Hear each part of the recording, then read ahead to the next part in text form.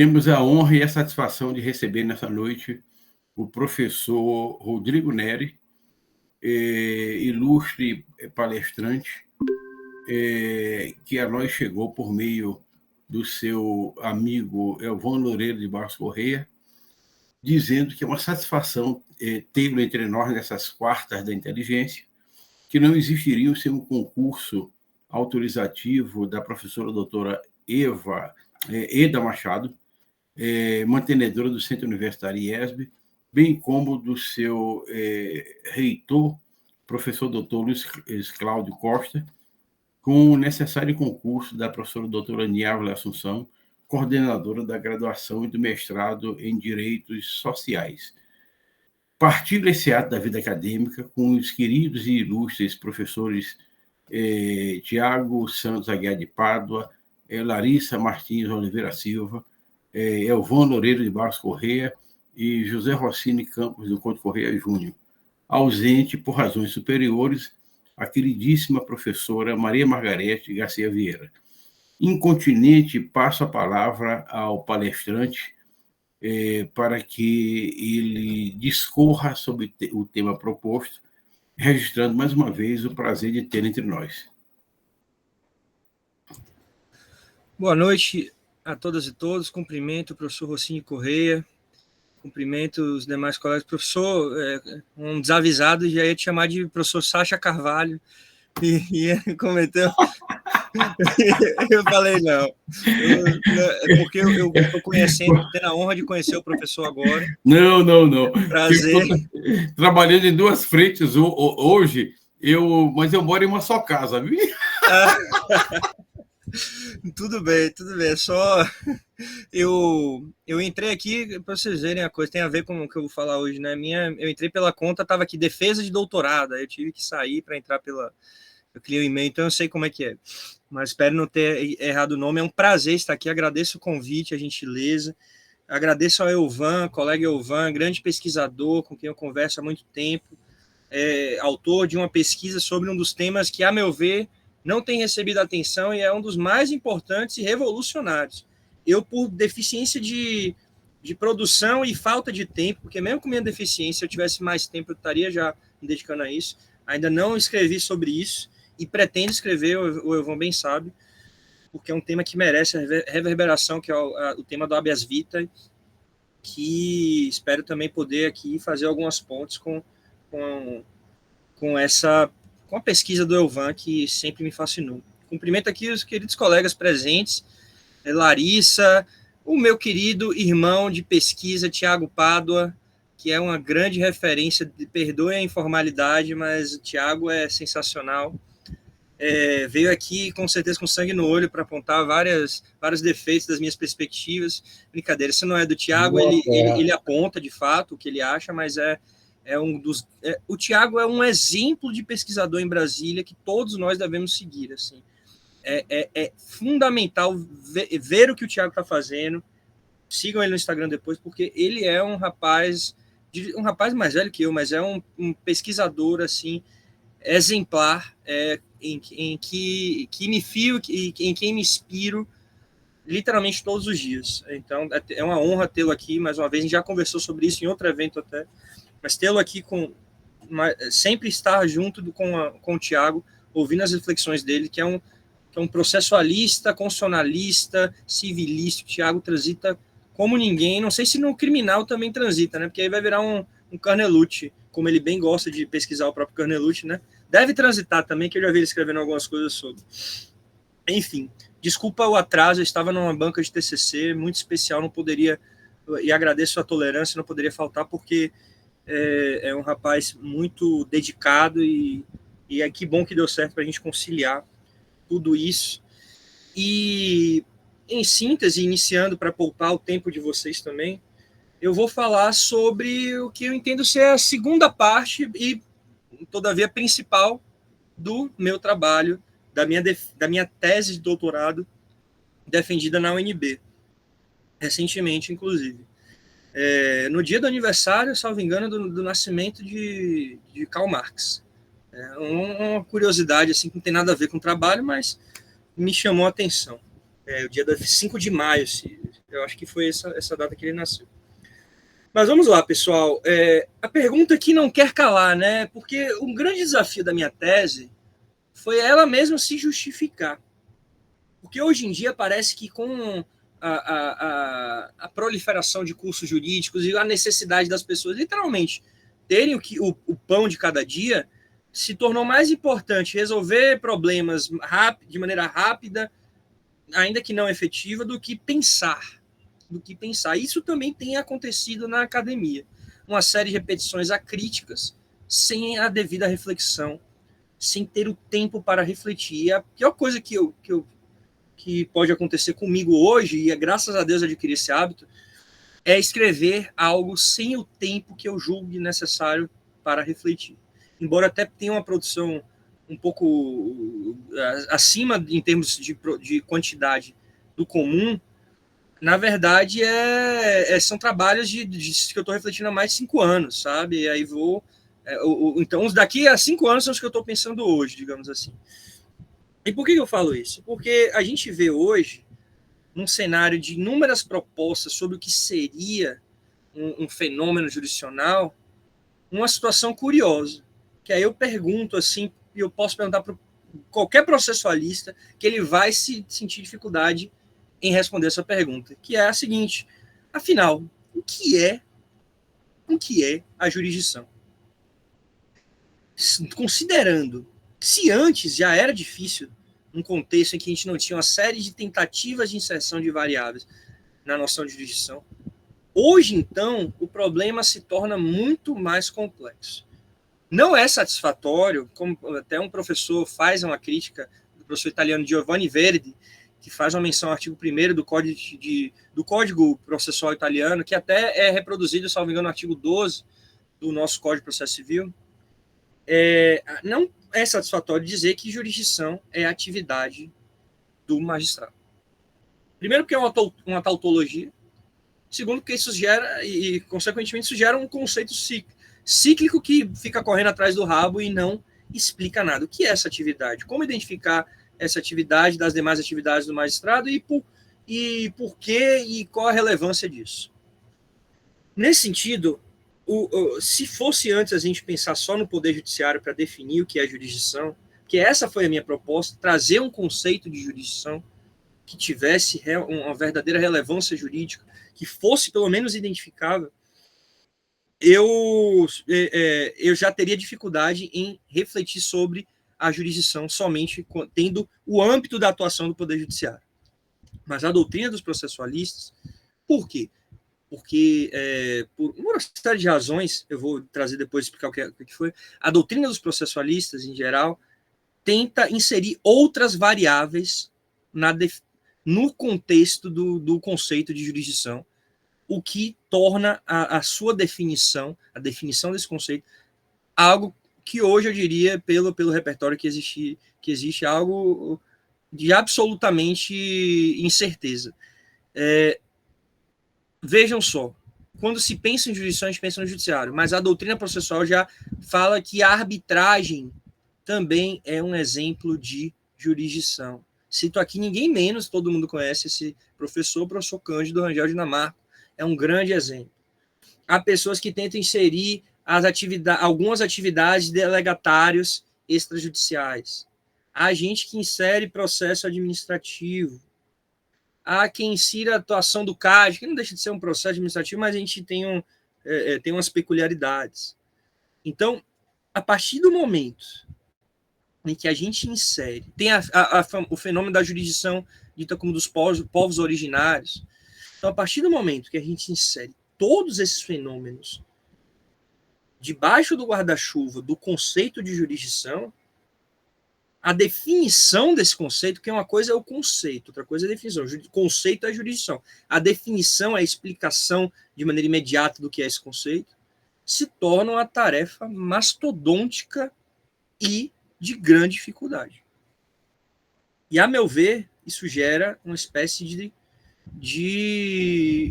faz com que o conceito de jurisdição, a partir do momento em que a gente tenta inserir inúmeros fenômenos nele e expandir o seu âmbito, o seu guarda-chuva para abarcar todos esses fenômenos, a gente faz com que esse conceito acabe perdendo a sua relevância jurídica.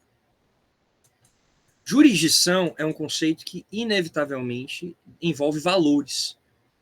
Não é à toa que se tenta expandir esse conceito para outros fenômenos além do judiciário, porque, sociologicamente falando, o fenômeno rotulado como exemplo de jurisdição ganha mais força perante a sociedade.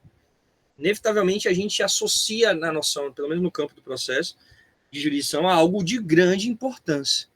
Nesse sentido, se eu digo que a arbitragem é um fenômeno jurisdicional, isso pode acarretar, inclusive, influência na própria respeitabilidade das decisões arbitrais, na própria interpretação do procedimento arbitral. Se eu falo isso no âmbito dos delegatários extrajudiciais em determinados contextos, também. Então, a gente tem realmente um grande valor, e por isso que eu acho que a gente ainda pode aproveitar o conceito de jurisdição. A gente tem um grande valor sociológico nessa nomenclatura, jurisdição. Mas o grande desafio é preciso trazer uma definição. Por que é preciso trazer uma definição clara, né? Clara e que tenha relevância jurídica? Para que a gente não acabe tendo que descartar esse conceito. Ele é importante, é um conceito até sociológico, mas esse conceito só tem a relevância como um título argumentativo. Olha, arbitragem é jurisdição. E aí, qual é a relevância disso? Quais as consequências? É só que tem que respeitar, seria isso? Então fica essa observação. E aí a gente tem várias circunstâncias que alguns autores elencam como essenciais para se entender o que é a jurisdição. Eu penso que, eu vou listar algumas delas aqui, que elas não, hoje em dia, a gente acaba superando todas elas. Por exemplo, primeiro, a estatalidade, o fato de ser inerente ao Poder Judiciário, e algo que antes me seria muito caro se não tivesse inserido a arbitragem, que é a possibilidade de execução. Teoricamente, seria muito mais fácil conceituar a jurisdição se a arbitragem não fosse considerada como fenômeno jurisdicional, pelo simples fato de ausência de força executiva nas decisões arbitrais. Ou melhor, de possibilidade do próprio árbitro executar suas decisões. Porque força executiva, teoricamente, tem. A questão é a possibilidade de se executar essas decisões do próprio árbitro. Seria muito mais fácil, porque a gente simplesmente faria o seguinte: há fenômenos na execução que só o judiciário pode exercer, só o judiciário pode praticar. Mas a partir do momento em que a gente insere a arbitragem, que esses fenômenos não estão presentes no bojo do conceito de jurisdição, então a gente não pode dizer que esses fenômenos executivos são essenciais para a classificação de um fenômeno como jurisdicional. Da mesma forma, o professor Cândido Rangel Dinamarco fala que jurisdição envolve pacificação social. Pacificação social, esse ânimo essa função de pacificação social. Isso é um problema também, em termos de se buscar atribuir a essa função de pacificação social o elemento central da jurisdição. Por quê? Porque a gente pode ter funções de pacificação social em diversos outros procedimentos não judiciais e não arbitrais. Além de essa noção de pacificação social não ser uma noção clara. Então, a partir do momento que o professor Cândido Dinamarco, grande referência para todos nós, fala que a arbitragem é a jurisdição, porque o árbitro exerce uma função de pacificação social, eu penso que ele está se equivocando.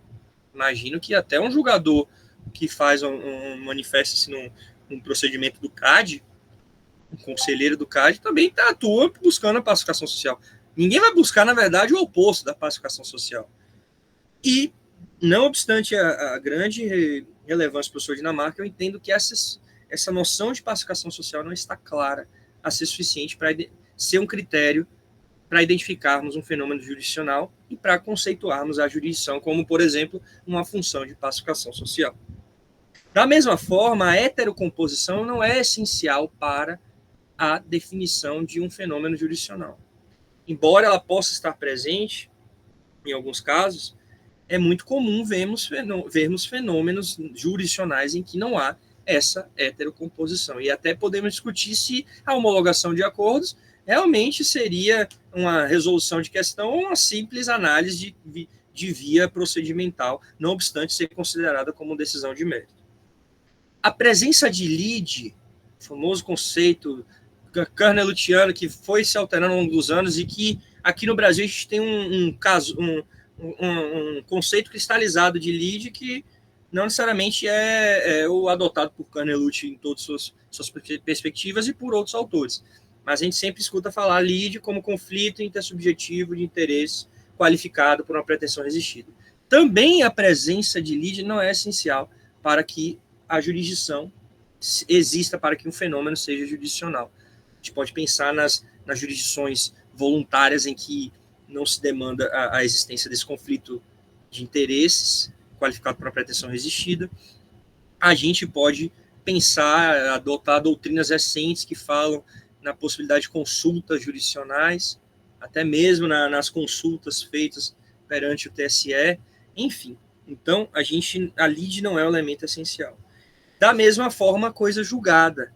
Teoricamente, há quem defenda, por exemplo, que a jurisdição constitucional não tem coisa julgada. Embora a gente tenha posições de ex-ministros, até o falecido, saudoso professor Teori Zavascki, falava em coisa julgada na jurisdição constitucional, mas há quem defenda que não há coisa julgada. Também há procedimentos em que claramente não há coisa julgada, mas pode haver uma outra estabilidade. Por exemplo, a ação monitória quando não há um embargo, quando ela não é embargada e ela acaba transitando em julgado. Nesse caso, há uma estabilidade que não é coisa julgada, mas é uma estabilidade que, inclusive, pode ser atacada por ação rescisória. Então, a coisa julgada, quem defende isso também é a professorada Pellegrini Gnova, não é um elemento essencial para a jurisdição. Então, como que, considerando toda essa complexidade que eu trouxe aqui para vocês, eu vou definir um fenômeno jurisdicional? Se, além de todos esses requisitos não serem mais essenciais, eu inserir delegatários, CAD, processo administrativo, processo judicial, processo arbitral, povos originários. Como que eu vou definir isso? E somando a tudo isso, como que eu vou operacionalizar algumas tentativas clássicas de conceituação, por exemplo, da jurisdição como uma função, da jurisdição como uma atividade, da jurisdição como um poder? O que é uma função? Realmente essa noção de função exemplifica a importância que o conceito de jurisdição deve ter? O que é essa atividade? Que até se confunde um pouco com função, né? É um conceito jurídico, atividade, é um conceito eminentemente jurídico, embora a gente possa ter menções à atividade em diplomas legais. E poder? Poder é muito amplo para dizer a jurisdição é poder, mas sim, que poder? Que poder? E outra coisa, será mesmo que faz sentido falar que é um poder? E aí o âmbito do dever? E todas as consequências decorrentes que a gente entende que faz parte do fenômeno jurisdicional? E o pior de tudo, para finalizar essa primeira parte, e quando aquelas pessoas falam, os grandes autores falam que a jurisdição é função, atividade e poder ao mesmo tempo? Aí é que não faz sentido nenhum. Ou a jurisdição é uma função, ainda que isso seja criticável, ou é uma atividade ou é um poder. Agora não pode ser as três coisas, embora as pessoas gostem de trazer essas conceituações alternativas, cumulativas, digamos assim.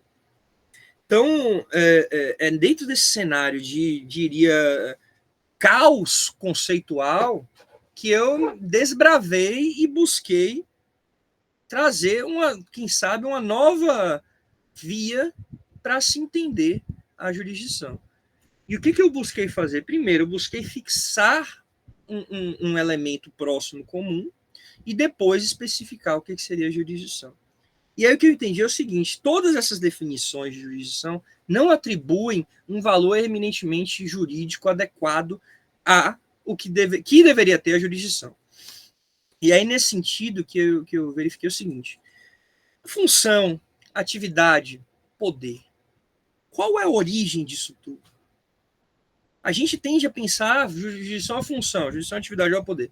Mas de onde surge? O que faz acontecer essa função, essa atividade, esse poder? E é a partir dessa reflexão, buscando a origem, que não está clara nas obras, pelo menos as obras que eu investiguei no meu doutorado, buscando a origem que talvez eu encontrei na minha visão, e acredito que encontrei, mas fica essa proposta para vocês, que talvez a solução para essa questão esteja em sair desse campo, que é um campo importante, que é o campo da consequência do fenômeno jurisdicional, e pensar a jurisdição como a fonte desse fenômeno. Então, a função, a atividade, o poder, bem como o processo jurisdicional, são fenômenos jurisdicionais decorrentes de alguma coisa. Essa coisa é o que eu entendo ser a jurisdição. E é por isso que eu defendo, então, que a jurisdição deve ser entendida como uma norma jurídica. A jurisdição deve ser entendida como uma norma jurídica constitucional que torna possível todo o fenômeno jurisdicional. A partir do momento em que eu adoto essa posição, além de resolver essa questão da fonte, de qual seria a fonte do fenômeno jurisdicional, eu não nego, por exemplo, que há a função jurisdicional, que há o poder jurisdicional, que há também um dever. Tudo isso conjuntamente é fruto da incidência normativa, ou seja, da incidência da jurisdição como norma jurídica. Então, jurisdição, na perspectiva que defendo, ela deve ser vista como uma norma jurídica de conteúdo, de caráter sui generis. É uma norma única no nosso ordenamento e que torna possível e individualiza o fenômeno jurisdicional. Afinal, não há como negar que a jurisdição tem uma função. Uma delas é individualizar o que é feito nos fenômenos jurisdicionais. Fenômenos jurisdicionais que, por sua vez, se distinguem dos demais fenômenos processuais. Então, a jurisdição, por meio da sua incidência normativa complexa, no infinitude de situações, permite que o processo jurisdicional exista. E esse processo jurisdicional será regado por uma série e guiado por uma série de valores que estão inseridos no cenário, na norma jurisdição, que são tutelados, compõem o núcleo da norma jurisdição. E aí, nesse sentido, que ela é uma norma constitucional, implícita no ordenamento jurídico brasileiro, sui generis, ela age, mas não se confunde, embora a gente possa até atribuir um caráter fundamental a essa norma. Ela age como um direito fundamental e, curiosamente, é uma afirmação interessante feita pelo professor Virgílio Afonso da Silva, que possivelmente discordaria do que eu estou defendendo aqui quanto à jurisdição, mas eu acho interessante ele mencionar essa ideia do direito fundamental como um princípio jurídico. E a jurisdição tende a agir dessa linha, com características principiológicas, numa linha semelhante a que os direitos fundamentais se operam. E ela é a fonte de todo o fenômeno jurisdicional. E a partir daí a gente explica e sana uma série de problemas da nossa doutrina. O primeiro deles, já adianto, é a restrição da jurisdição ao âmbito do julgador. A jurisdição já é consolidado no âmbito da processualística atual. A jurisdição permeia todo o processo, é como se fosse o sangue das veias do processo. Sem jurisdição não há processo jurisdicional, é uma causa de inexistência jurídica. Então, é um equívoco, até por essa premissa, restringir a jurisdição ao âmbito do julgador apenas. E a partir do momento que você concebe a jurisdição como norma jurídica, você permite compreender que, por meio da sua incidência, ela torna possível o agir perante o processo jurisdicional, um agir muito importante, que em alguns casos altera para todos os ordenamentos jurídicos, vide o agir das partes no processo constitucional. A partir do momento que você retira a jurisdição do âmbito do julgador, você permite compreender que o fruto do processo judicial, do jurisdicional, não é apenas o resultado da decisão judicial, mas sim do agir das partes. E o nosso sistema se opera dessa forma. A partir do momento que você coloca a jurisdição, repito, no âmbito do cenário normativo, você atribui uma relevância normativa a esse conceito para que ele justifique tudo o que está ocorrendo hoje no cenário brasileiro, âmbito de produção normativa processual por meio de negócios ou convenções processuais, a possibilidade de ampla influência das partes no resultado dos julgamentos, a necessidade de se iniciar o processo por parte dos cidadãos. Tudo isso ocorre em razão, na minha visão, e óbvio que é preciso trocar o ferramental. Não precisa concordar com o que eu estou falando, mas é preciso se abrir para entender a perspectiva que eu estou trazendo, para verificar o que eu estou querendo dizer, que todas essas posições ao longo do processo, inclusive posições pré-processuais e pós-processuais e transprocessuais, são possíveis em razão da incidência da norma jurisdição. E aí, como eu me propus a falar aqui, as repercussões, já adiantei algumas, que eu entendo que são repercussões, as repercussões práticas e teóricas, penso que são inúmeras. Por exemplo, como eu já falei, você centraliza... Na verdade, não falei isso. Eu falei que tiraria do escopo do juiz a jurisdição e deixaria... E aí eu já acrescento agora. Você centraliza a disciplina do direito processual num fenômeno que realmente deveria ter sido sempre esse, pelo menos após a difusão das ideias de constitucionalização dos ordenamentos jurídicos, que é no âmbito da Constituição. Então, não vamos ter mais aquela distinção entre direito processual infraconstitucional ou direito processual constitucional. O processo civil deve ser sempre interpretado à luz da Constituição. Isso não quer dizer que vai ser um publicismo, porque a Constituição transcende essa divisão entre público e privado. Tanto é que há valores na jurisdição que resguardariam, por exemplo, a intimidade privada, as limitações procedimentais para o alcance do que se chama verdade dos fatos, são exemplos de limitações permitidas pelo âmbito da norma jurisdição. Então, você tem a centralização da disciplina do direito processual na figura da jurisdição, sem que isso seja a centralização da disciplina no âmbito do juiz. Você cria-se um parâmetro importante para a constitucionalidade. A partir do momento em que você tem situações em que não há uma possibilidade, um parâmetro claro para aferir a inconstitucionalidade de determinado ato do juiz ou eventual ato das partes, por exemplo, uma prática inconstitucional, você utiliza a norma jurisdição e extrai dessa norma o parâmetro. Algo que, a meu ver, é muito importante, que poderia, por exemplo, guiar o Supremo para não se limitar a falar que quando algo é inconstitucional é porque afrontou a razoabilidade e sem nem se preocupar em justificar isso.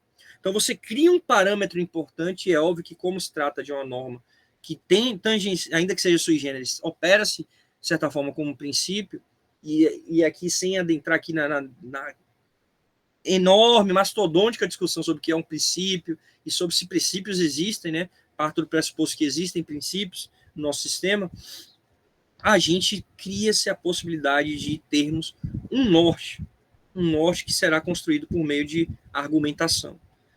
Também serve para finalmente a gente entender o que é ou não jurisdicional, ao menos cria um novo passo. A partir do momento que você tem uma norma jurídica, você pode pensar aqui, utilizando a doutrina do professor Humberto Ávila, que ela busca atingir um estado de coisas.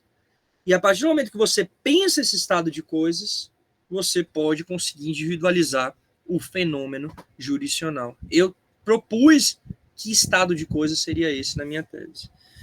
Da mesma forma, você atribui o que a jurisdição sempre deveria ter tido, uma relevância jurídica, para não ser um conceito de relevância meramente sociológica. Porque de nada adianta afirmar que a atividade do juiz é uma atividade jurisdicional.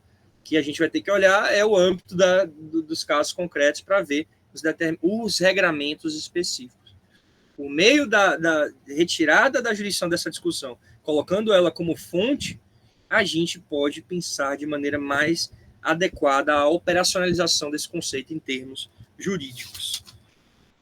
E, por fim, pessoal, a gente insere no âmbito da jurisdição algo que eu já falei logo no início da minha fala, que é a questão dos valores, que antes eram tratados meramente como aspectos anexos externos, ainda que tivessem, a doutrina até tenha dedicado a função do processo civil, etc. A partir do momento que a gente concebe a jurisdição como norma jurídica, a gente coloca em discussão esses valores que se inserem no âmbito desse arcabouço normativo daqui seria a jurisdição.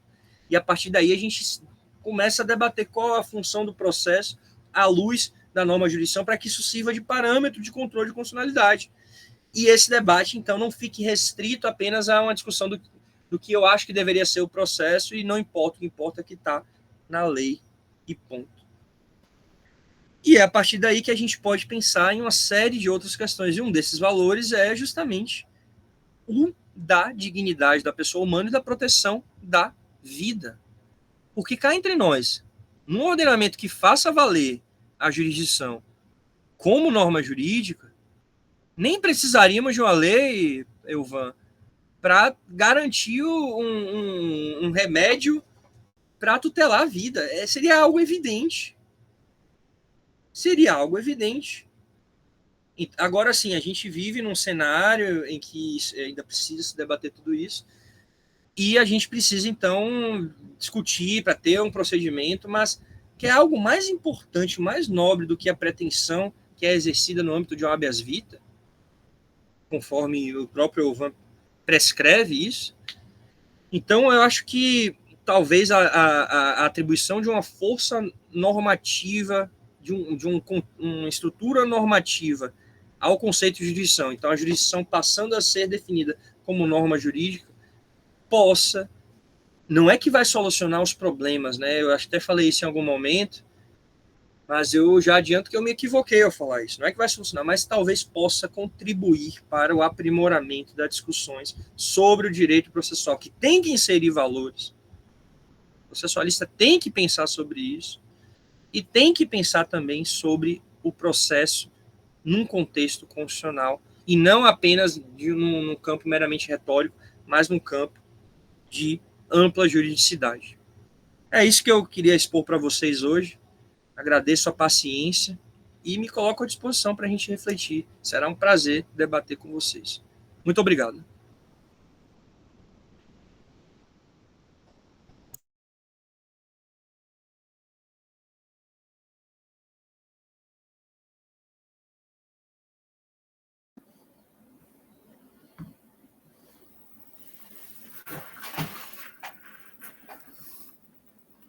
Meu caríssimo professor Rodrigo Neri, somos todos absolutamente gratos pela sua locução e festejo desde já o resultado em onda, em ressonância, que ela permitirá nessa noite, em que eu, como todos os demais presentes em sala virtual, festejo e festejamos a reaparição de nossa queridíssima professora Cleusa Gonçalves Lopes.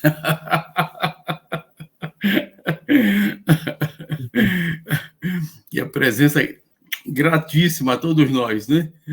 Incontinente, professor Rodrigo Neri, eu passo a palavra à professora Larissa Martins para as suas considerações sobre a sua brilhante palestra. Muito obrigada, professor Rossini. Agradeço a concessão da palavra nesse momento. Cumprimento aos demais colegas. Sempre um prazer reencontrá-los, revê-los. Professor Tiago de Pádua, meus amigos Elvan Loureiro, Rossini Corrêa Júnior, a professora Cleusa.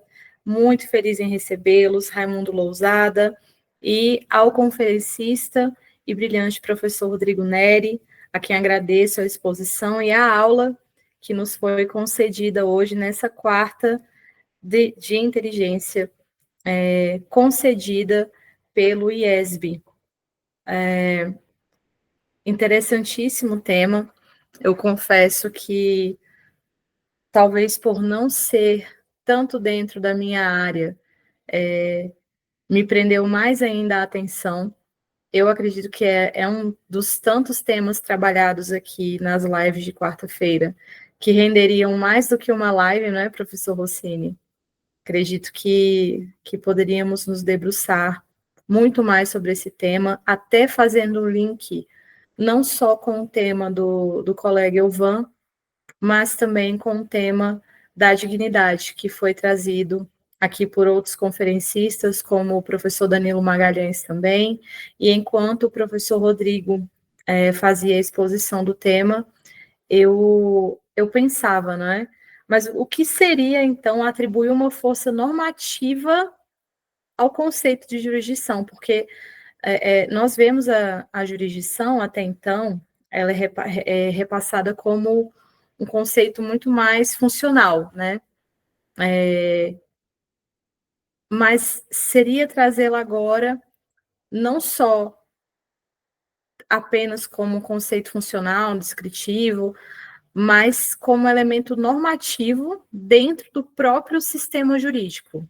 Eu entendo que, a partir desse momento, a jurisdição produziria efeitos jurídicos próprios, né? Teria um poder de organizar não só a estrutura judicial, mas também a atuação judicial, não é? Entendo que quando a gente fala em atribuir uma força normativa a esse conceito, a gente está trazendo uma norma jurídica com um peso, além de normativo, um peso organizativo, vamos dizer assim, dentro do próprio ordenamento jurídico, né? Seria, em outras palavras, dizer que a jurisdição seria ela mesma a regra estruturante do Estado de Direito, não é? E eu confesso que isso, por vezes, acaba me dando um nó na cabeça, professor, porque eu era presa ao conceito anterior de jurisdição, e achei muito interessante não só ver a jurisdição como uma força normativa, mas atribuindo a ela valores. Dentre esses valores, os de grande relevância, como ressaltados pelo nosso conferencista, dignidade da pessoa humana, o direito à vida, também poderíamos trazer aqui a aplicação nos direitos sociais, né? Eu acredito que teria um impacto social muito maior, não só na formação, na construção de um processo, mas nas decisões proferidas.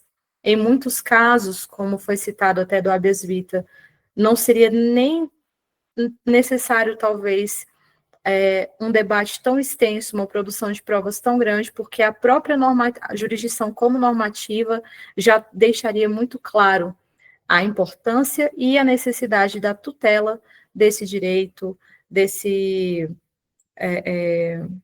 da dignidade pleiteada, seja direito à vida, à saúde, à moradia, enfim. E nós temos aqui essa leitura de jurisdição, eu vejo como um desafio não só para o julgador, mas também para todo participante, para todo ser participativo dentro do processo, para o advogado, para as partes, porque, além do impacto social, eu acredito que tem impacto também nas múltiplas vozes e pessoas que compõem a realidade desses conflitos. Então, eu acredito que para implementação da jurisdição enquanto norma, tudo tem que ser reinventado. Acho que a atuação do advogado precisa ser reinventada, a atuação do juiz enquanto julgador, e eu me questiono se nós estamos realmente preparados ou se estamos caminhando para isso, para esse novo conceito de jurisdição, considerando não só, tomando por base não só a nossa realidade social, mas também a realidade normativa que temos que lidar, as normas com as quais trabalhamos, considerando a estrutura do nosso processo civil. Eu me questiono se nós estamos caminhando para isso, implementando a jurisdição como uma norma, ou se nós ainda estamos mais atrelados ao conceito antigo de jurisdição. É claro que é uma transformação que traz desafios, não é? eu acredito que um deles fica ali entre essa questão do ativismo judicial, a autoconcentração, a atuação do julgador, e também outro desafio seria garantir que essa ampliação, né, da atuação jurisdicional que não comprometa a segurança jurídica, de modo que todas as normas tuteladas, que o processo seja resguardado. Então, realmente repensar a jurisdição seria, antes de mais nada, rediscutir, né, como o professor Rodrigo brilhantemente trouxe aqui, a discussão sobre legitimidade, acesso, normas, processo e justiça. Eu acredito, até por não ser a minha área, mais formal, eu agradeço a exposição, agradeço ao professor Rossini mais uma vez, é sempre uma honra acompanhar os colegas nessas quartas-feiras da inteligência, e eu encerro por aqui a minha breve participação, devolvo a palavra ao mediador e agradeço e desejo uma boa noite a todos os colegas. Muito obrigada. Obrigadíssimo, professora Larissa Martins, como sempre, salpicando de luzes a nossa caminhada reflexiva e permitindo que vislumbremos todos, né, horizontes amplos e novos relativamente à matéria versada. Incontinente, passo a palavra ao professor Rossini Correia Júnior para a sua manifestação, considerando que a precedência necessariamente tem que ser feminina e considerando ainda que ele está de férias e deseja usufruir das mesmas. Boa noite a todas e todos. Gostaria de iniciar a fala agradecendo à instituição, ao IESB, pela promoção deste relevante evento que tão cuidadosamente vem sendo proporcionado, né, em meio a um espaço fértil de reflexão, de fala, e que termina por nos brindar com análise sobre os novos contornos ou conceitos da jurisdição no cenário contemporâneo.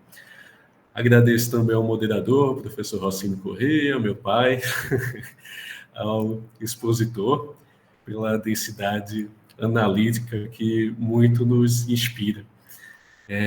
Parabenizo a debatedora antecedente, a professora Larissa Martins. Agradeço também já a presença e a fala dos próximos debatedores, que certamente enriquecerão pela pluralidade de olhares que trarão ao debate. Bem, a exposição de hoje nos convida a repensar o conceito de jurisdição para além daqueles contornos tradicionais de função de uma atividade estatal, né? Para trazer um aspecto, um contorno de norma jurídica. Eu achei interessante porque, enfim, nas preparações para esta fala, eu pesquisei alguns artigos que se propuseram a analisar novos conceitos de jurisdição e a maior parte deles permanecia como função estatal, e a inovação era tão somente em quem exerce a jurisdição, né? Tiravam de um órgão judicial e traziam um órgão imparcial independente como forma de contemplar a mediação, a arbitragem, etc. De modo que, enfim, não seriam mais exceções ao sistema, senão expressão legítima da jurisdição. Professor Rodrigo Neri vai bem além, e se bem entendi, transforma, né, lê, mais que transforma, interpreta a jurisdição como uma categoria constitucional estruturante, né? De modo que necessariamente passaria a ter a jurisdição um valor material, o que, de uma forma mais ou menos explícita, eu direi que menos, né? Enfim, um formato embrionário, o professor José Erval Sampaio Júnior nos instigava. Eu boto em menor grau porque ele trazia em um aspecto um pouco mais genérico de que a jurisdição precisaria ser lida como um instrumento de justiça material, né?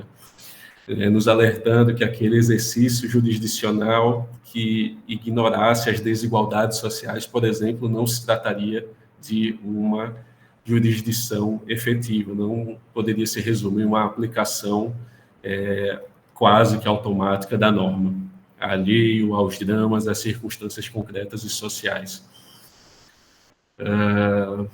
Destaco ainda que, como o bom professor Rodrigo Neri bem o fez, né, há várias temáticas, sobretudo materiais, que tocam no que se refere à jurisdição. Por exemplo, os povos originários, né, exercem jurisdição ou não, e como tratar nos casos em que o exercício daquela jurisdição, pressupondo que há, trata por violar direitos fundamentais, né? Que, embora se reconheça, o Brasil assine tratados reconhecendo que a jurisdição dos povos originários não poderia violar direitos fundamentais, mas em termos práticos, inclusive na questão de multiculturalismo, enfim, pouco é feito, né? Outras temáticas que acabam tocando ao novo conceito de jurisdição, e certamente o conceito trazido pelo professor contribui para o debate, e eu direi, poderia contribuir para a praxis, no que se refere à judicialização da política, né? Quer no que se refere à efetividade de políticas públicas, quer não posso deixar de lembrar e citar como poderia conduzir a um resultado diverso no mandado de segurança tão celebrado, impetrado pelo professor Rossini Correia e pelo professor Tiago de Pádua, que objetivava apenas e tão somente que o presidente da Câmara se pronunciasse sobre os pedidos de impeachment na gestão federal passada, né?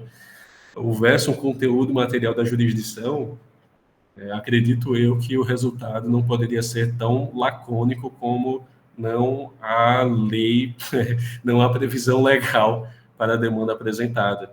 E isso porque, tendo a jurisdição um valor material lido como uma categoria constitucional estruturante, havendo lacuna, o julgador se veria uma condição de, considerando a circunstância concreta, o in natura, colmatar aquela lacuna.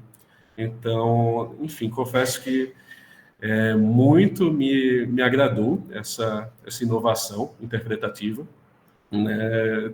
Enfim, acredito que a tese já conste no repositório da UNB, se foi ou for transformada em livro, já demonstra o interesse, irei atrás, porque certamente será muito utilizada também por este pesquisador. Assim sendo, concluo a minha fala, reiterando a minha gratidão à organização do evento, parabenizando pela excelência que está sendo este debate. Reafirmo a minha convicção de que pensar em uma nova jurisdição termina por ser um compromisso com a justiça social, né, e com a efetivação do princípio democrático.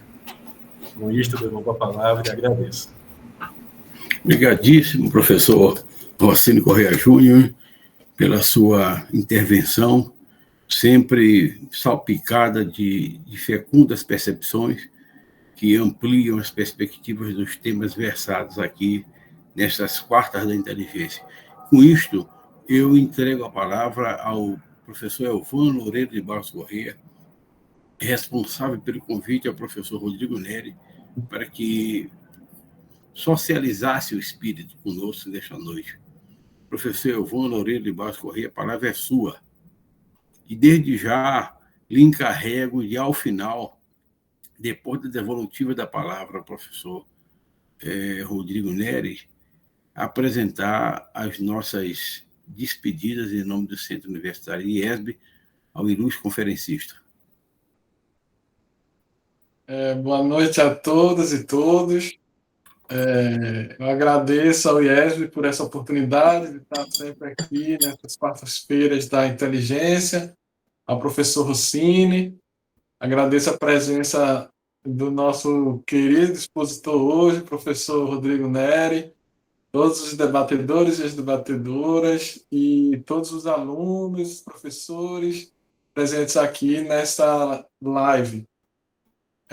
Primeiro eu queria dizer que estou muito feliz pelo Rodrigo ter aceitado o meu convite. É uma honra para mim ouvi-lo aqui. Esse convite faz parte de uma série de convites que eu vou fazer para tratar um pouco.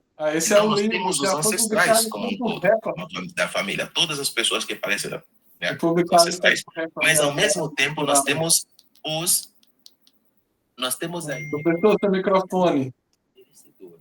E aí, eu queria dizer que estou muito feliz com a sua presença. Quero fazer um parênteses aqui para dizer que eu conheci o professor Rodrigo no grupo de estudos de Direito Processual Civil lá da UNB, e aí fui acompanhando a evolução dele, a defesa da tese de mestrado, que virou livro aqui.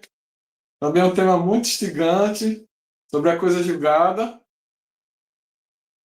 Eu aconselho todos a adquirirem também os motivos da decisão, que pode render uma nova live no futuro, né? Bom, realmente esse conceito novo, né, de jurisdição, ele eu diria, revolucionário. Ele é disruptivo, a palavra que do momento, né? Porque ele cria algo novo, né? Ele se sobrepõe ao que já existia antes. Então, de fato, não se pode mais falar sobre a necessidade, como foi dito aqui, né? De ser estatal, a função de pacificação, heterocomposição, a presença de lide, coisa julgada.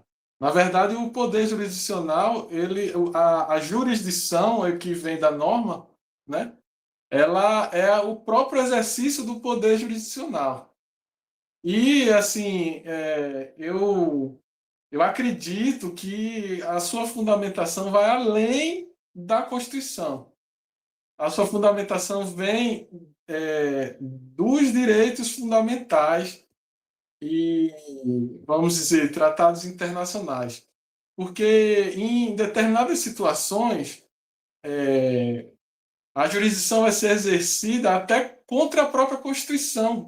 Por exemplo, em uma hipótese de estado de sítio, em que há um golpe militar, um ato institucional como tivemos o AI-5, em que os juízes foram perseguidos e caçados porque continuaram julgando não de acordo com o então poder constitucional, que era totalmente, vamos dizer assim, contrário a tudo que se tinha antes e tudo que se tinha como direitos fundamentais, levando em conta a perspectiva da proibição do regresso. Então, os juízes, não admitindo o regresso dos direitos fundamentais, a regressão, permanecem julgando, ainda que de forma contra a Constituição posterior, exercendo e dando a palavra final. E, se por final vingar e virar coisa julgada, né? Se o juiz não for cassado, retirado e outra decisão se sobrepor, vai permanecer. Então, eu acho que realmente a base desse poder ele vai muito além da simples Constituição. Ele está arraigado em todo, por isso que realmente, com muita propriedade, foi dito que ele está baseado nos direitos fundamentais, como um todo, né? Não de forma apenas positivada, mas de forma principiológica, né? Bom, a questão da etnojurisdição também é algo que a gente pode pensar, no caso do Brasil, né? Que a nossa Constituição não admite que os povos originários exerçam o poder jurisdicional, assim como o juiz, por exemplo, exerce, né? Se admite algumas ponderações, que eles resolvam alguns conflitos internos com auxílio da FUNAI e tal, né? Os órgãos públicos, mas não existe o poder jurisdicional. Como em alguns existem alguns trabalhos, né, que defendem o direito ao dissenso, né, que eu já falei isso na live passada, em que os povos originários podem se opor ao próprio poder do Estado, tendo em vista que eles também têm um poder pelo fato de serem originários pelo menos naquele território em que eles habitam, né? E aí, nesse pensamento, o exercício desse poder jurisdicional também estaria violando a Constituição, mas poderia estar apoiado em tratados internacionais, por exemplo, caso houvesse, vamos dizer assim, como já houve, né? Até genocídio na Amazônia. Então, assim, os índios, vamos dizer, os índios não, os povos originários, eles poderiam exercer, eles teriam um poder jurisdicional não amparado na Constituição, mas em normas de direitos fundamentais. E dependendo do fato, talvez o próprio poder estatal do Brasil possa reconhecer num caso concreto, né? Mas aqui é só uma divagação, talvez só para instigar outras conversas. E aí, voltando ao centrar na palestra, realmente a jurisdição como norma, ela tem um caráter sui generis. Eu quero destacar isso porque eu achei muito interessante. Porque é diferente do poder dos outros poderes. Então, assim, embora no Brasil o poder judiciário não seja... os membros não sejam escolhidos por eleição, eles representam a vontade do povo. E essa vontade, ela se consubstancia no momento em que ele julga o processo. Então, quando há um debate de uma lei, por exemplo, que vem do Poder Legislativo, ou de um ato, ou de uma normativa, um decreto do Poder Executivo e vai para o Poder Judiciário, o que o Poder Judiciário disser é a vontade do povo. Ele vai interpretar a norma e vai dizer o que é que o povo quis dizer no momento que o legislador legislou, ou que o presidente, prefeito, governador praticou o ato em nome do povo. Então, ele é a palavra final sobre o que a democracia, vamos dizer assim, né, o que o povo, por meio da democracia, quer naquele momento. Né? E aquela decisão se tornando preclusa, aí a gente vai entrar em outro debate sobre a coisa julgada do livro que eu mostrei, mas ela se tornando preclusa, só há uma alternativa: criar uma nova lei, praticar um novo ato, ainda que seja contrário a essa decisão, ou ilegal, mas aquele fato, aquela lide foi resolvida. Então, eu acho que a característica fundamental dessa norma, né, não aí é que se liga, esse trabalho se liga como continuação ou consequência do trabalho do mestrado. E ele é o caminho para se chegar na coisa julgada. Ali acabou. Não importa o que vai acontecer, mesmo que seja, por exemplo, uma uma prestação continuada, como pensão alimentícia, ali vai se... são fatos novos, são situações novas que vão ocorrendo. Né? Se entrar no mérito de se houve ou não coisa julgada, naquele momento o que o judiciário diz resolve o problema, resolve a questão. Então, eu acredito que é muito mais, realmente muito mais que uma norma, é um princípio que se sobrepõe, ele não vai ser, ele vai servir de interpretação da norma, ele é como um princípio de direito fundamental. Não é uma norma que diz tal coisa. É um princípio que você vai usar para interpretar todas as outras normas do direito. Realmente, quando o Rodrigo falou de princípio, realmente ele tocou na ferida, como se diz, né? Bom, e para finalizar, eu queria só fazer uma. Eu queria que ele falasse depois, no final, sobre o que ele achava interessante a respeito do habeas vita, tendo em vista que essa live vai ficar guardada, né? Eu vou colocar ela ela vai ficar no YouTube do IESB, mas eu também vou colocar ela em uma série de lives só sobre o habeas vita, né? E passando mais de jurisdição para competência, tem dois pontos do habeas vita que eu reflito, e aí queria saber a sua opinião. O primeiro deles é o do acesso direto de qualquer pessoa do povo, né? Sem advogado, qualquer, assim como no habeas corpus e tal. Mas aí a competência, hoje nós temos algumas ações de medicamentos e tal, que elas são mandados de segurança são impetrados no Conselho Especial, pelo menos aqui no Distrito Federal, e vão direto para a Câmara, para o Conselho Especial, né?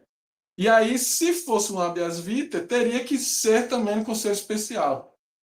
Mas aí isso pode gerar um problema de acesso à justiça. Mas eu fiquei com medo de colocar a competência como no caso da ação popular, e qualquer juiz pode dar uma decisão que serve para qualquer autoridade.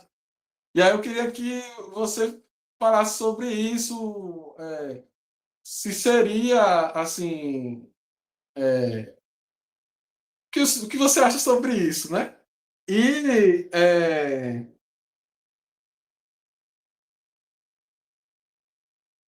não, é só isso. E as considerações que quiser fazer sobre o tema, porque hoje em tempos de Então, quando as pessoas pensam, o habeas corpus é necessário, eu falo, o habeas vita é necessário, eu falo, como um direito já na terceira, quarta e quinta dimensão de direitos humanos, embora todas elas sejam criadas aí a gente vai para defender essencialmente a humanidade, a vida da humanidade, né? Mas em tempos de a Laura que falou bem e mal, de terra plana, né?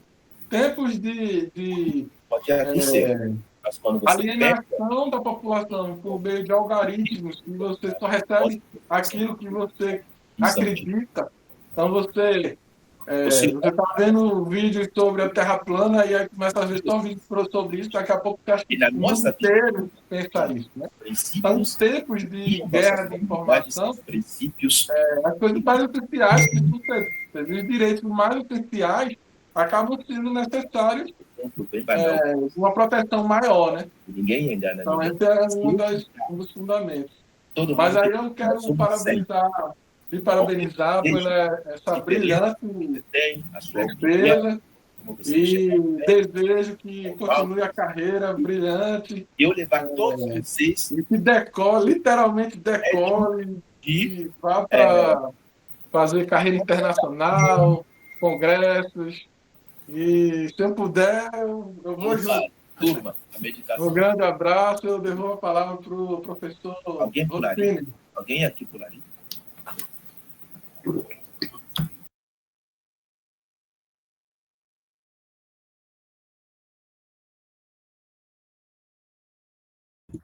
Professor Rossini, eu acho que o seu áudio está fechado.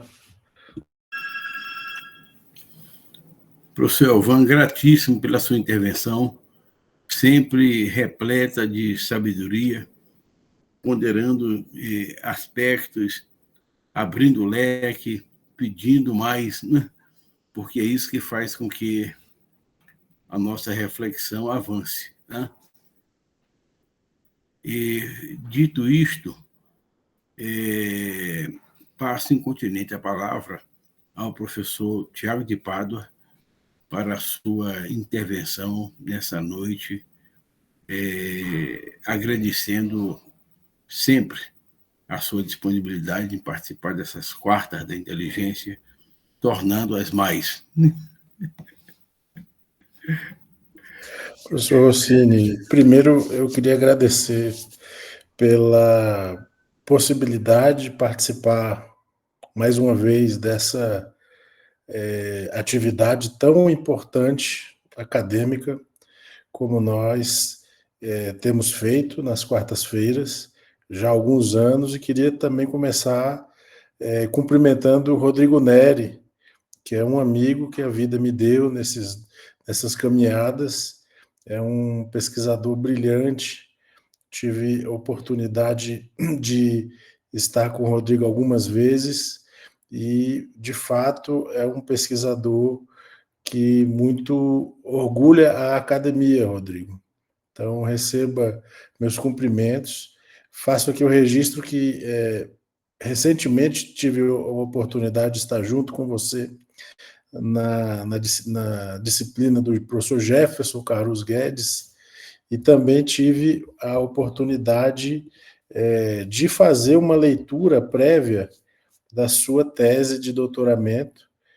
Embora a sua apresentação hoje tenha relação com a jurisdição, a tese fala de repensar ação e jurisdição e tem a vanguarda da originalidade e da ousadia.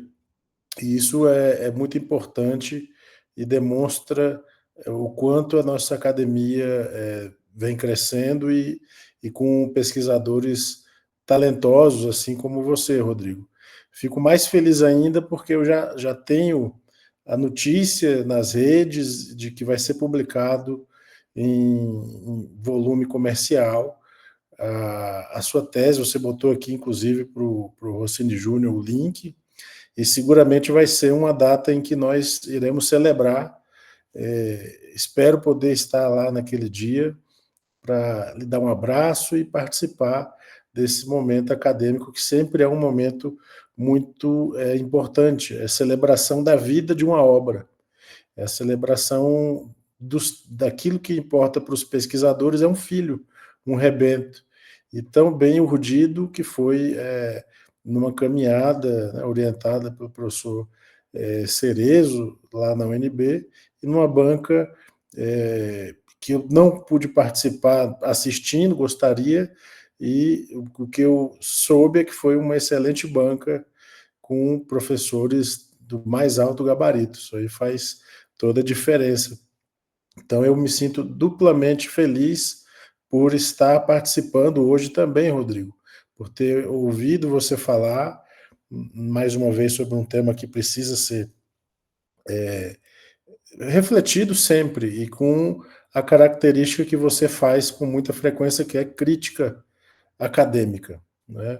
Eu guardo um pouco de memória, eu sei que lá na sua conclusão da tese você faz, respectivamente, né, 9 conclusões parciais sobre a jurisdição e 6 sobre a ação.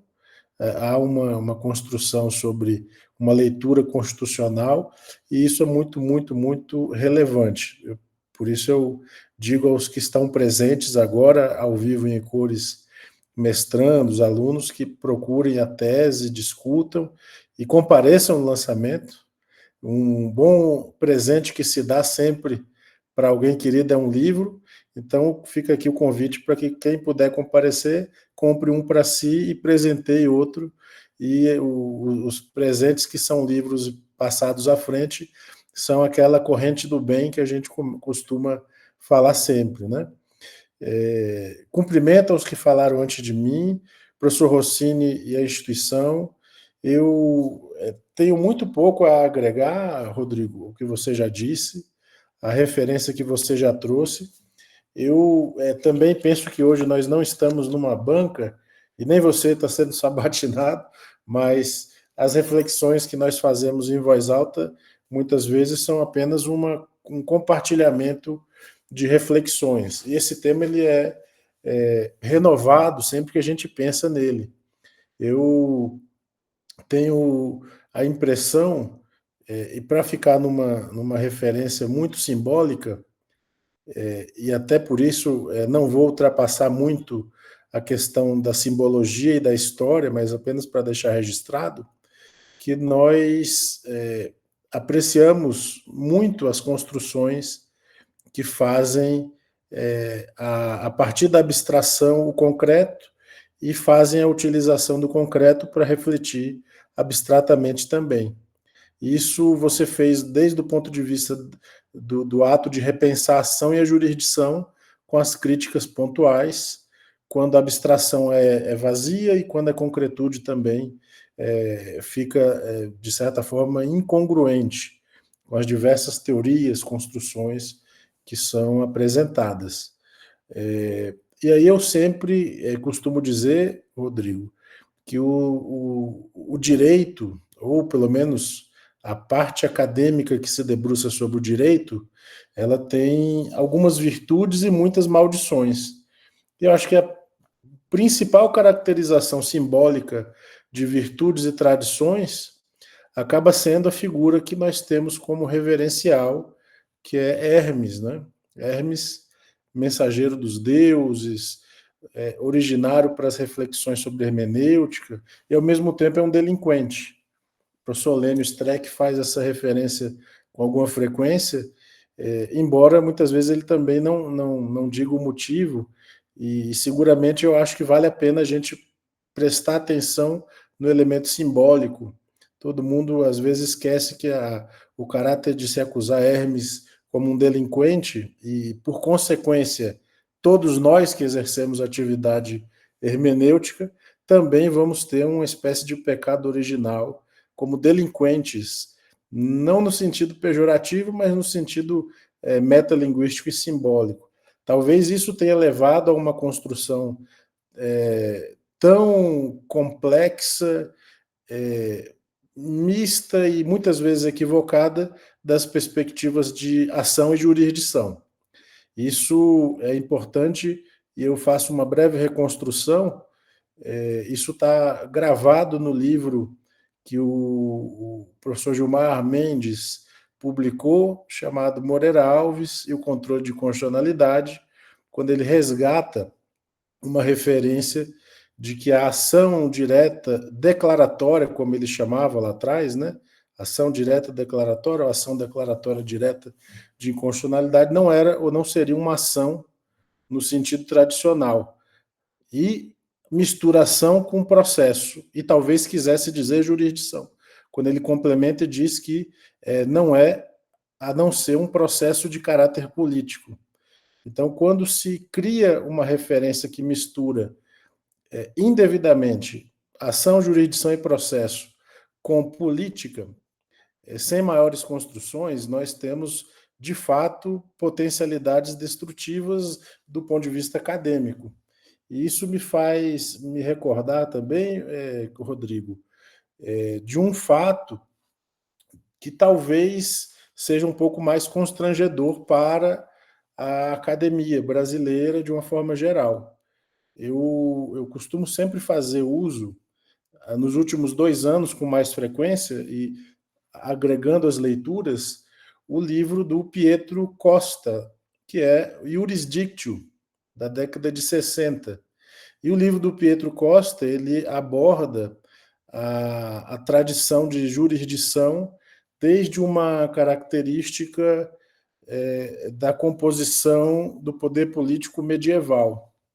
Isso faz total sentido, porque ele é um historiador, ele é um dos mais famosos orientandos lá do professor Paulo Grossi na Universidade de Florença, e a construção que ele fez foi exatamente tentar localizar a origem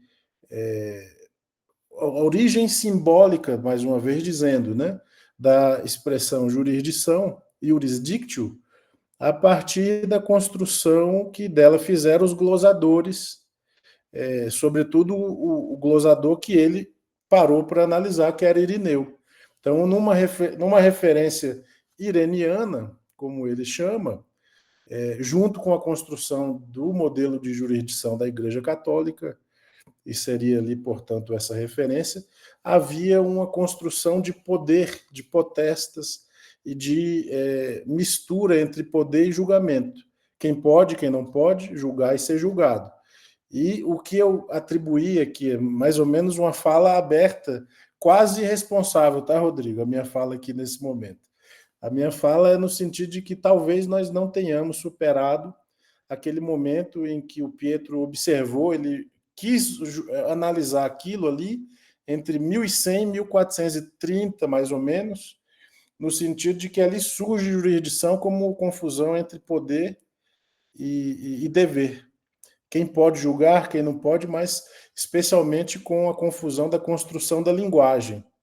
E desse ponto de vista, quando eu fiz questão de citar a construção do Moreira Alves, de propósito, porque nós visualizamos uma confusão generalizada sobre o limite daquilo que nós poderíamos falar, e eu fico muito feliz de ver isso no seu texto, na sua tese, Repensando Ação, Jurisdição e também Processo, embora eu acho que o título da sua tese seja só Repensando Ação e Jurisdição, salvo engano, mas você também propõe, nas entrelinhas, um repensado processo, é óbvio, né? Então, do ponto de vista da construção da jurisdição, daquela referência feita pelo grande pesquisador, que foi o Pietro Costa, dentro da ideia de jurisdictio, para mim fica muito evidente, irresponsavelmente, de que talvez essa construção um pouco hermenêutica e delinquente que nós tenhamos feito nos tribunais, na academia, tenha levado a uma prisão dentro daquele momento que nós não superamos, que é uma visão medieval de jurisdição. Então, fico aqui com essas palavras, Rodrigo, muito agradecido de poder pensar com você e a partir de você. Esse é um momento em que você se torna fonte do direito, e por isso eu agradeço penhoradamente a possibilidade dessa reflexão e espero poder trocar muitas outras reflexões com você em vários outros momentos, mas fica desde já aqui o meu agradecimento. Devolvo a palavra ao professor Rossini e fica aqui o meu abraço. Aqui, por favor. Pode ser um tiquinho de nada, mas põe aqui para mim. Meu caríssimo professor Tiago de Pádua, a sua sempre aguardada palavra é a certeza de que nós vamos sempre transformar essas quartas da inteligência na cidade de luz, de tal sorte que nós agradecemos a sua manifestação e entregamos a palavra ao nosso ilustre conferencista para que ele comece a sintetizar essa nossa noite. Obrigado, professor, e nosso presidente aqui desse solene evento. Eu fico muito honrado com todas as observações.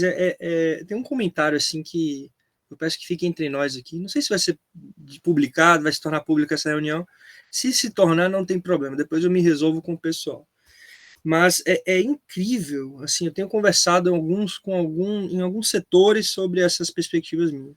É incrível como vocês conseguiram trazer de maneira clara, até mais clara do que eu consegui expor, as minhas próprias ideias, assim, e há um setor na doutrina processual que tem uma dificuldade de compreender esse tipo de reflexão, talvez por causa justamente da falta de contato com a doutrina constitucional, com a doutrina da teoria do direito, e o processo civil não pode jamais ficar sem esse contato, é algo fundamental. sob pena de virar simplesmente uma mera descrição de procedimento. E eu não sou esse tipo de processualista, nem quero ser, nem nunca serei. Então, assim, agradeço, a professora Larissa foi embora, infelizmente, impressionante, assim, ela que não é da área, pois já tenho toda a aptidão para ser, porque foi uma definição, definiu que muito melhor do que eu poderia trazer aqui. Eu quero depois escutar para ver se eu faço algumas anotações. Eu fiz aqui várias anotações de todas as contribuições. O professor Rossini Correia Júnior muito me honrou com as observações. Vou atrás dos textos, você vê como são as coisas. Eu me dediquei muito à pesquisa e tentei realmente exaurir, mas é impossível exaurir. Só aqui, vocês falaram os 3 textos que, por exemplo, eu não tive contato. Na questão da história, tive muito contato com Nicolas Picardy, mas com o professor Pietro Costa não tive contato, vou atrás, achei muito interessante. Essa afirmação feita pelo professor Tiago, de uma noção medieval de jurisdição, é belíssima, é exatamente o que eu penso. Muitas vezes a gente vai escrevendo, tendo alguns pensamentos laterais que acabam sendo até a força motriz, né? Por isso que eu falei de ação e jurisdição, porque tem uma relação entre si, e muitas vezes é uma repetição, a crítica do status quo sem pensar, e hoje a gente vai aproveitando esses institutos, sendo que às vezes é necessário a gente fazer um basta, né?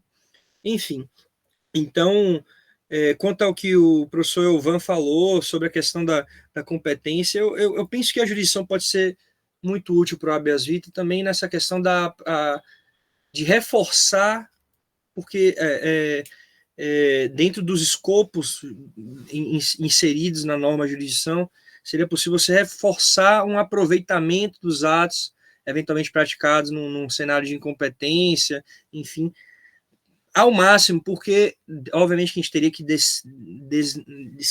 especificar o âmbito da tutela jurisdicional a ser concedida na pretensão do habeas vita. A gente pode até pensar que o habeas vita não é nenhum procedimento, é uma pretensão.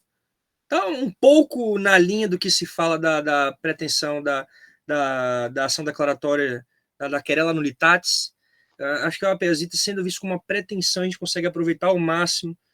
E não há como, assim, pode ser o juiz incompetente, mas num cenário na tutela jurisdicional, especificamente voltado à vida, à tutela da vida, que não gere, em muitos casos, danos a terceiros, não há como, em havendo jurisdição, até mesmo sendo juiz incompetente, é possível pensar no aproveitamento. Em havendo jurisdição, eu falo fenômeno jurisdicional, incidência da norma jurisdição.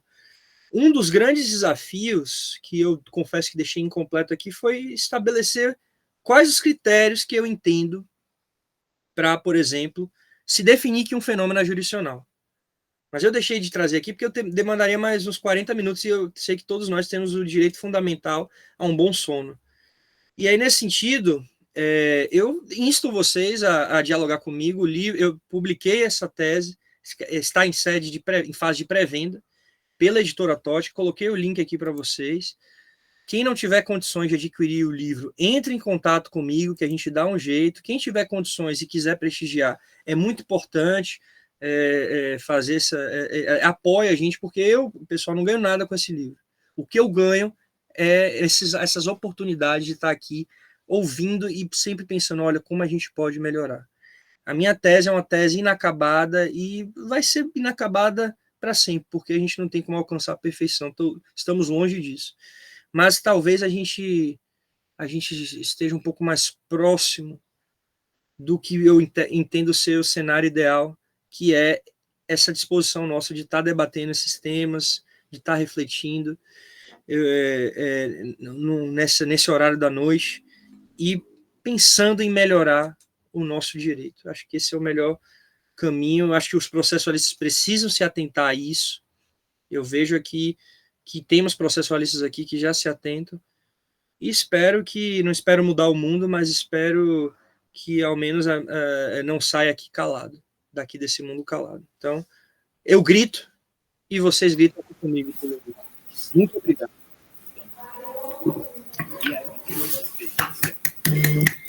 Professor Rodrigo Neri, muitíssimo obrigado. Antes que eu entregue a palavra ao nosso queridíssimo Elvan Loureiro de Barros Correia, ilustre pernambucano, né?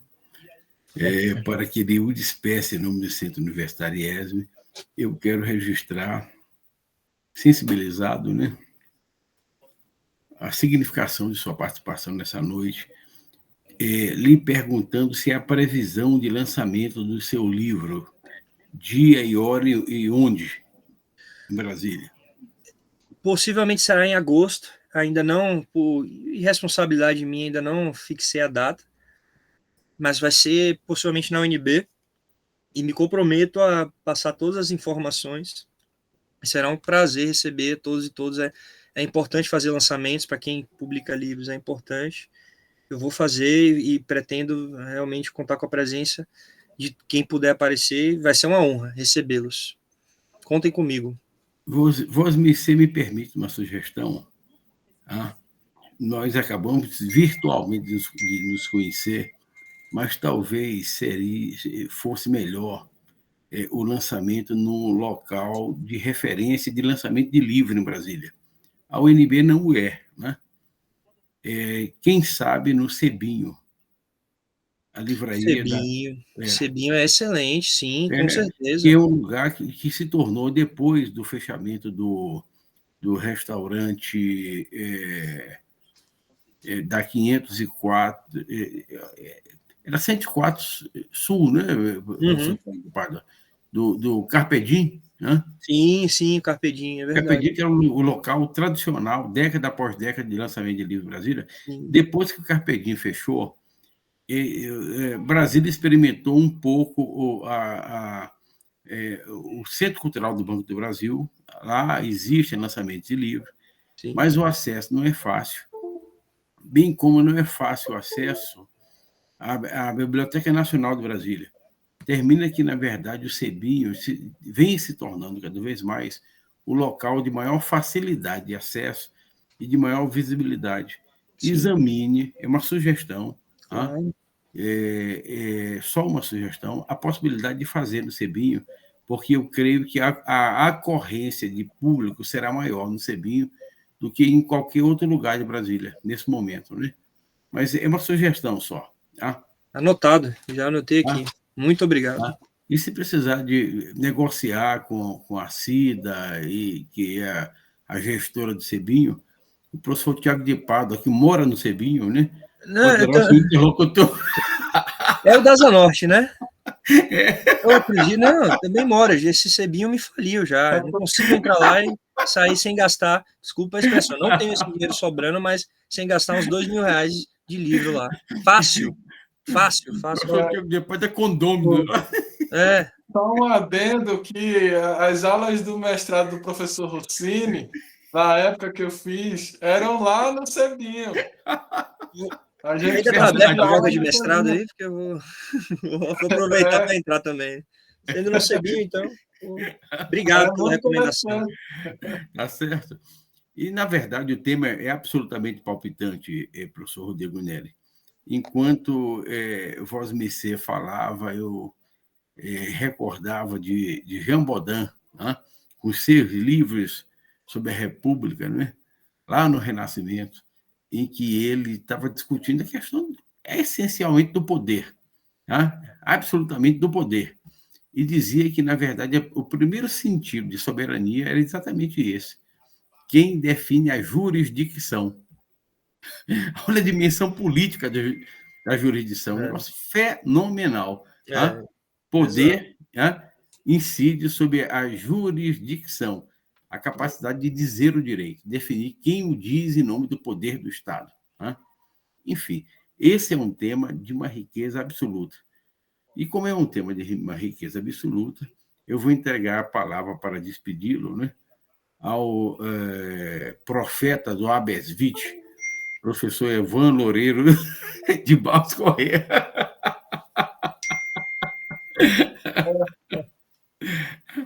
Eu estou igual o professor Rodrigo. É só um pontapé inicial e depois outras pessoas vão escrever. E aí, quanto mais a gente estuda, a gente vai vendo que tudo que sei é que nada sei. Eu vou escrever sobre esse tema, meu amigo. Fiz essa promessa e vou escrever. Só preciso me demitir rapidinho do trabalho, mas fora isso, vou escrever sim. Tem meu compromisso.